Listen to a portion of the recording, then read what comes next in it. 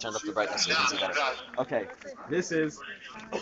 we've now entered the official area of Har HaBayit. Now, if a person were coming up to Har HaBayit during the times of the Mikdash, he probably wouldn't come up from the way that we just went up. He would come up from this way. So this way over here are the Shari Chulda, but I'll explain those two in a minute. What you see over here are pillars from the times of the second Beit HaMikdash. What was here was that these pillars were at the tops of a enclosure that you would have to make sure that people wouldn't be too hot, to shade them from the sun. Baruch Hashem, Savava.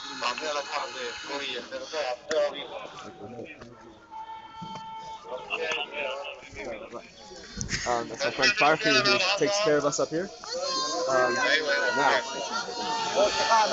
there's a boundary around the entire temple area to make sure people would be shaded from the wind and the rain and the sun. Okay, to make sure people had a nice visit. Okay. Now, what you see here is the Al-Aqsa Mosque. This is the only holy site to Muslims on the mountain. Al-Aqsa meaning Al-Hakatzeh, on the edge, and this is known as the Far Mosque. This is the mosque that, according to their legends, Muhammad went here to pray before he went to heaven. Now what you hear around me are people being Makabel or Malchut Shamayim. Okay. They're here being Makdish Shem Shamayim and Makabel or Malchut Shamayim in their own way. You know? That's how people go. There's such a thing as B'nai Noach, and that's what these people are doing here. Impressive. I like it. Some people are upset by it. Nowadays it's Ramadan, so it's a little bit hot up here, but whatever. This was the original Shari Chulda, the gate up to Har HaBayit. Why is it called Chulda? Because a Chulda is a weasel. So if you were coming up... Okay.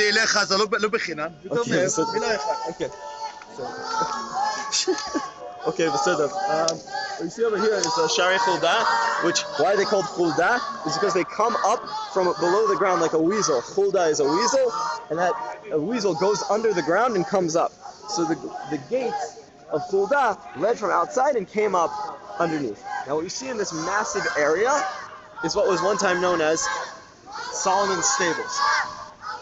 Solomon's Stables had nothing to do with King Shlomo, nothing at all. What you see in the ation are a bunch of pits here and here. These different openings that you'll see were all cisterns of water that were used during the times of Beit Sheni to store water. Water is very important here. You know, the Nisuch HaMayim and things like that would be done here. Well, it would be done there, but in the meantime, the water would be stored here. Now, who dug all these pits was a man named Rabbi Nechunya Baal HaBorot. Baal HaBorot means the man who dug the pits. And he dug all these borot here to store water. And one day, one of his granddaughters fell into one of the pits. And what happened is they were very scared for her, you know. They didn't have the Matzilim staff from Camp Moshe, Camp Stone. You know, it was very scary. If a girl were to fall into water, who knows, she might have drowned, God forbid. And so they asked Rabbi Chanina ben Dosa, they said, well, is she okay? And he said, yeah, don't worry about it. They asked him an hour later, they're like, we still can't find her, is she okay? They said, yeah, don't worry about it. Third time they asked him, he said, she's out. They came to the area and they found her. And what did she say? There was an old man waiting for me at the bottom of the pit, and he showed me the way out. And they asked Rabbi Chanina ben Dosa, how in the world did you know that was going to be the case, that she was going to be okay? And he says, because a tzaddik does something for HaKadosh Baruch Hu, and it becomes impossible that his grandchildren will get caused harm by that. So that's what happened here. Big nes that happened here. All this area here, by the way, was added by King Hordus. It was not part of the original Mikdash of Shlomo. Yeah, keep on moving.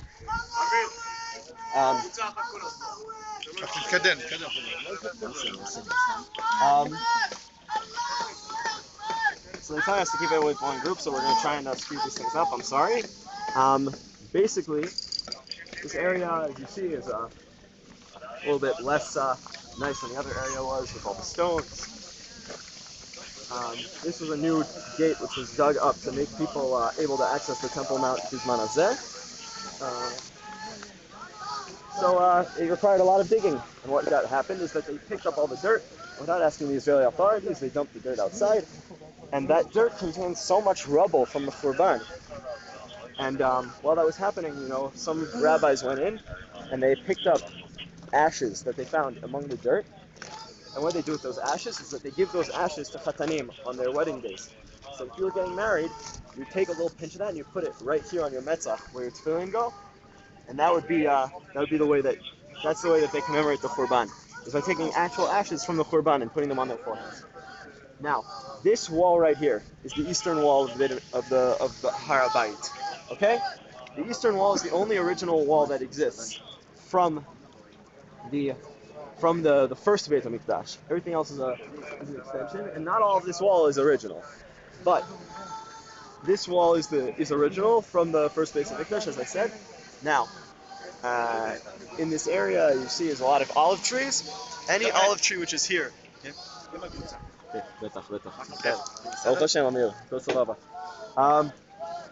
Amir, he's another nice guy here. I gotta watch my feet. People break glass up here to make sure that it's hard for us to walk around without shoes. But what can you do? I'm gonna turn around a little bit right now to make sure I don't turn my back on Heichal Hashem. Very important. Just watching my step.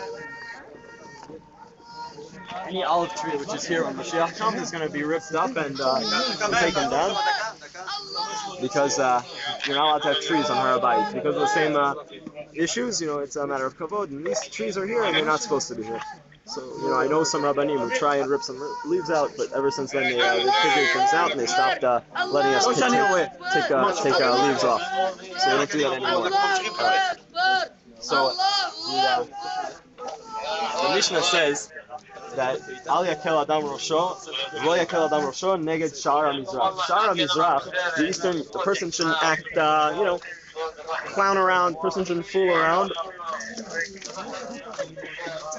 near the Sha'ar HaMizrach, the eastern gate. Now, the eastern gate was somewhere in this area, because, that was, this is the east, right? So the eastern gate was somewhere around here. Now, we're going to get to a really special place in just a minute, where you can see straight ahead. What I'm going to try and point out to you is I'm going to say that the Sha'ar Nikanor is right in front of us. The Sha'ar Nikanor was a big set of gates, which were brought by a rich Jew from Alexandria, I think. And he brought them on a boat, and the boat was tossing and turning. They were a big set of bronze doors, and there was a storm. And they thought that the boat was going to sink, God forbid. So they threw one of the doors overboard, and the ship was still rocking back and forth. And they said, okay, we're gonna have to throw the other one off too to stabilize the boat. And Nikanor threw himself on top of the other door and said, if you throw off this door, you'll throw me off too with it, because I'm not going without these. I made these for Hashem's sanctuary, and I'm not going to just. I'm not just going to throw it away. And so, that minute that he said that, the entire sea calmed down, the storm stopped, and they were able to reach their destination in a port in Israel completely safely. And when they got to the port, here's the real thing that it says about these doors in Masechet Yoma. It says that there were nisim done with these doors, because what happened to the other door is that it floated the entire way to Eretz Yisrael. A big bronze door just floated the entire way to Eretz Yisrael. Bronze or copper, I forget which one. To be honest, I don't know the difference between the two. But all right. Can. Now, the Sha'ar Nikanor that I was telling you about is that right there. Got a friend who's standing in the way a little bit. These arches that you're seeing in front of you, where the Sha'ar Nikanor was. סליחה, אפשר לדבר להם, אפשר לזוז? סבבה. בסדר. אוקיי, בסדר. אלא אם אתם רוצים לצלם יותר נכון, בואו תתקדם לפה. כאילו, רק לראות, כאילו. כן. אני לא בונה אליהם. ודאי. אם אתם יש משהו, אני נותן לך אפילו יותר. אבל ככה, אלה אין עם מה לדבר איתם. בסדר. סבבה. Okay, סבבה. You want to stand here or over there? I'll stand here. Now if there wasn't people in the way, let's see if we can get a good shot. There you go. That's beautiful.